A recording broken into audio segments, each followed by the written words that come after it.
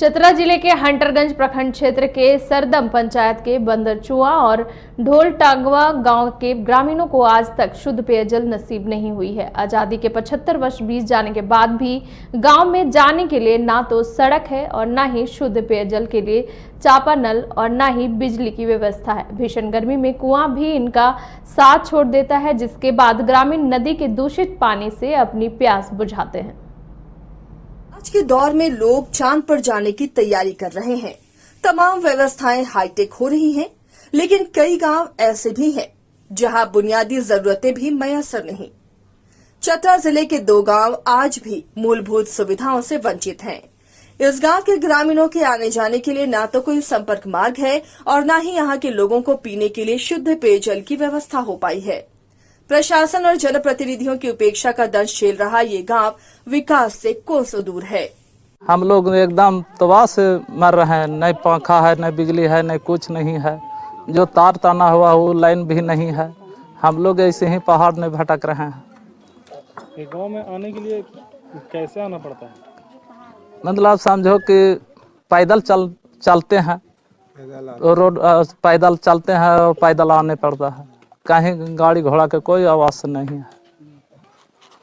मुखिया तो किसी तरह आ जाता है वोट लेने के समय, पर वो यहाँ से बोल के जाता है कि हम जीत जाएंगे तो कुआं देंगे, कॉलोनी देंगे, चापाकल देंगे, रोड देंगे, लाइन देंगे। ये सब अभी तक कुछ नहीं मिला है। यहाँ तक हर प्रकार के मुखिया जब जीतने के बारे आता है तो यहाँ आता है, और जीत जाने के बाद यहाँ हुलकी मारने भी नहीं आता है।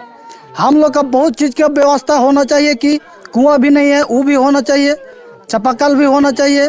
बिजली नहीं है, उसके बगैर हम लोग अंधेरा घर में रहते। जो भी मिट्टी के घर बनाए हैं हम लोग, वही घर में हम झोपड़ी मड़ाई लेकर आ रहे हैं। अभी मुखिया जितने वक्त कुछ अभी दे नहीं रहा। तो कभी कल उधर से आने में रात हो जाता है, तो रास्ता सही रहेगा तब तो हम सुरक्षित घर पहुंच सकते हैं।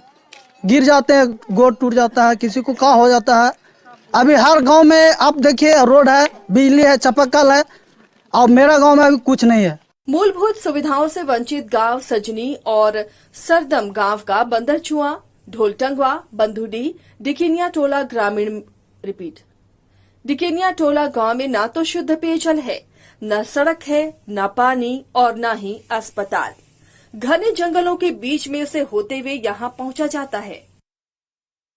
चट्टानों और पहाड़ियों के बीच से गुजरना पड़ता है और रास्ते में कई खतरनाक जानवरों से भी सामना होता है।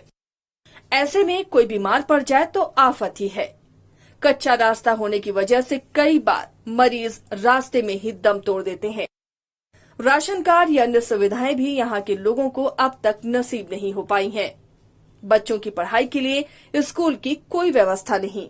बहरहाल ग्रामीणों की इस समस्या को लेकर जब जिले के डीसी से बात की गई तो जल्द ही रिपोर्ट मंगवाकर ग्रामीणों को पेयजल सहित अन्य समस्याओं से निजात दिलाने की बात कह रहे हैं। हमारे गांव में न रोड का पता है, न चापाकल का पता है, न घर का पता है, न आवास का पता है। सिर्फ चुनाव का समय आता है तो मुखिया भी जो है सो हम लोग के अगले आदमी से खबर करवा करके पैदल ही घाट उतरवा करके हम लोग को वोट देना जाना पड़ता है। वोट देने के बाद है कि मुखिया कहाँ है वो भी पता नहीं है, वीडियो तो खैर पता ही नहीं है। हम लोग के गांव में कोई आने जाने का न सुविधा है, न कोई आता है, न जाता है, न हम लोग का किसी से संपर्क है। हम लोग को मालूम चला है कि बंदरचुआ गांव में सड़क का और चापाकल का और बिजली की कमी है। तो हमने प्रखंड विकास पदाधिकारी, कार्यपालक अभियंता, पेयजल और विद्युत विभाग से एक रिपोर्ट मांग आने के पश्चात जो हम कार्य करेंगे। डीसी ने आश्वासन तो दिया है, लेकिन अब देखना ये होगा कि ग्रामीणों की इस समस्या पर जिला प्रशासन कितना गंभीरता दिखाता है। न्यूज़ बाइस्कोप के लिए चतरा से सोनू की रिपोर्ट।